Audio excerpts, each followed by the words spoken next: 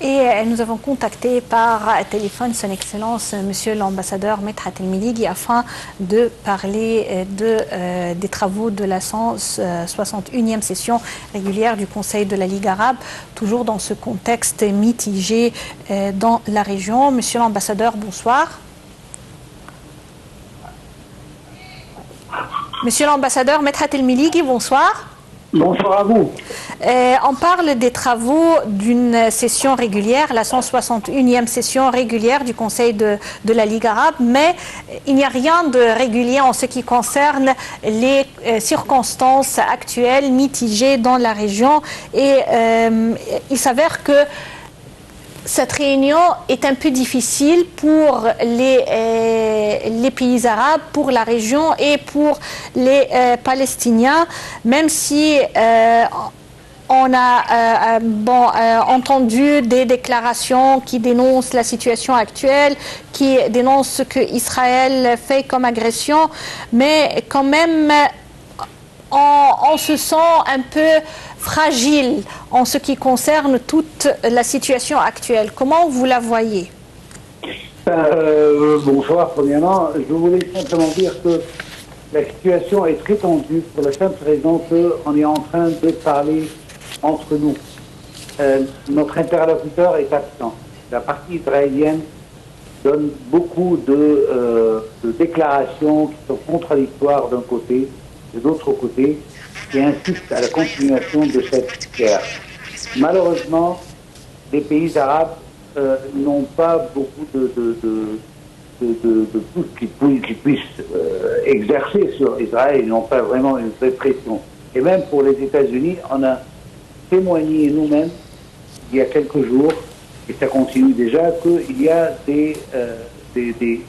même l'aide humanitaire des États-Unis, qui est le plus grand supporter d'Israël, n'a pas pu convaincre Israël à ouvrir une entrée, une issue pour faire entrer l'aide humanitaire. Du coup, elle a dû faire ça à travers l'air. Ce qui montre à quel point Israël insiste de continuer cette guerre, même avec son allié le plus proche du monde. Elle insiste à continuer ce qu'elle est en train de faire.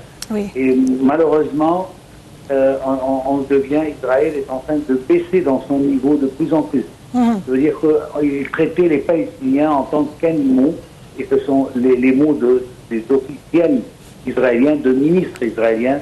Maintenant, ils arrivent au point de dire, même pas de dire, ils sont en train de les traiter comme des insectes. Le dernier tir qui s'est passé pour les Palestiniens, c'était pour des gens qui ont faim et qui essayent de trouver quelque chose à manger.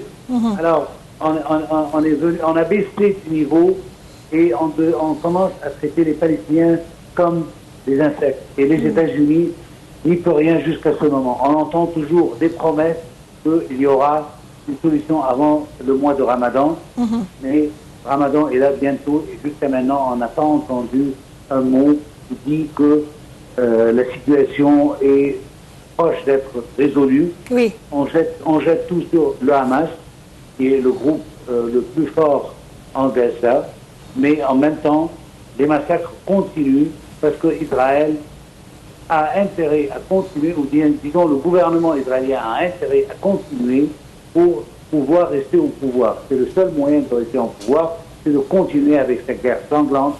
Sinon, le gouvernement qui a perdu déjà la confiance des électeurs israéliens vont le chasser directement du gouvernement et du pouvoir.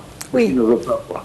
D'autre point de vue, les Arabes, on doit comprendre que le résultat des résolutions des ministres des Affaires étrangères arabes dépend sur la volonté politique des pays arabes en leur totalité. Et il est clair que ce n'est pas toujours la même position de tous les pays arabes. Ce n'est pas unifié. Il y a des pays qui sont beaucoup plus progressifs que d'autres. Et du coup, on a du mal à trouver quelque chose de plus concret, malgré que selon les Palestiniens, il y a 4 demandes à étudier pendant ces réunions et on attend le résultat qu'il y aura des étapes concrètes de la part des gouvernements arabes envers Israël et envers cette guerre sanglante qu'on voit maintenant. Monsieur l'ambassadeur Medhat El-Melighi, la guerre contre la bande de Gaza, la guerre israélienne contre la bande de Gaza a ses répercussions non seulement sur le peuple palestinien qui souffre vraiment chaque jour et chaque minute, mais également sur toute la région et ça a ses répercussions actuelles sur la mer Rouge. Alors on a vu plusieurs navires qui ont été attaqués dans la mer Rouge et ce qui a également des conséquences négatives sur le commerce international. C'est pourquoi cette session de la Ligue arabe, du Conseil de la Ligue arabe, a également parlé de la sécurité et la stabilité de la région et un conflit également qui se pose comme un fardeau actuellement, le conflit du Soudan, au Soudan et également les développements en Somalie. Et là, on trouve que la situation se complique dans la mer Rouge concernant le prétendu accord éthiopien avec la région du Somaliland. Tout ça ensemble pèse sur la région, sur la sécurité, sur les aspects stratégiques et on se trouve, si vous voulez, attrapé, coincé dans un conflit qui de plus en plus prend de l'ampleur avec des protagonistes qui augmentent sur scène. Alors, selon vous, comment peut-on vraiment débloquer cette situation et sortir de cette crise?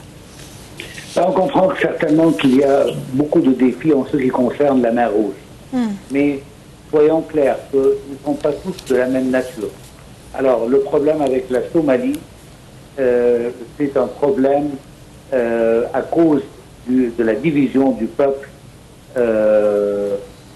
et du peuple somalien entre le gouvernement légitime et le Somaliland, qui est un groupe de rebelles qui a signé d'une manière illégale un accord avec l'Éthiopie pour leur donner un port et une entrée sur la mer Rouge. Alors là, c'est totalement différent des frappes des Houthis qui sont en train, dans leurs propres moyens, et comme ils le voient, essayer de blesser Israël, de sorte de ne pas laisser les navires qui vont leur donner de quoi que ce soit, tous les biens et même les armes. Tout cela passe par la mer Rouge. Alors là, c'est un autre type, c'est un genre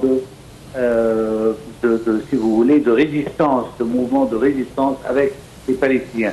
Nous, en tant qu'Égypte, on a intérêt à ce que cette guerre, ce génocide et toute cette déstabilisation dans la région s'arrête. Parce que cela nous affecte directement avec le canal de Suez. Mais en même temps, on doit comprendre que Israël n'a pas laissé beaucoup d'horizons pacifiques jusqu'à ce moment-là pour qu'on puisse résoudre les problèmes et les différences d'une manière civilisée. Et du coup, alors, étant donné que le droit international donne au peuple oppressé le droit de se défendre, alors on doit comprendre d'où viennent les Houthis. On n'est pas avec eux dans ce qu'ils sont en train de faire pour la sécurité des routes maritimes mondiales et le commerce international. Mais en même temps, on doit comprendre les raisons pour lesquelles ils font ça.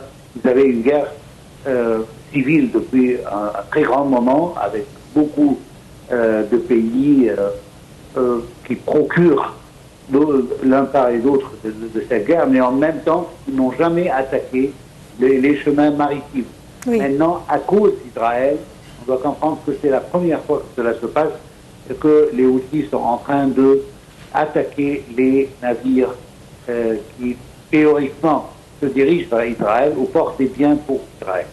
Alors, il y a plusieurs conflits, mais on doit parler que, pour nous, le problème le plus important, c'est la sécurité des voies maritimes pour que notre canal de Suez ne soit pas affecté à cause de tout cela. C'est vrai.